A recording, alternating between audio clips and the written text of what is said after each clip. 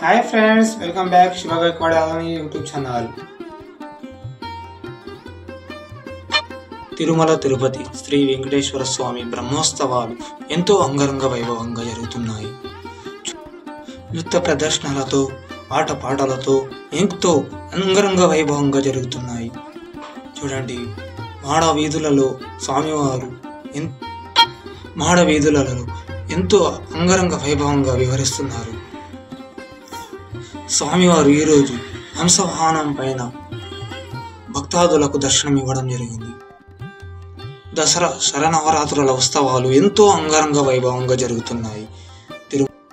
హంసవాహనం పైన స్వామివారిని చూస్తుంటే ఆ రెండు కళ్ళు చూడడానికి సరిపోవడం లేదు.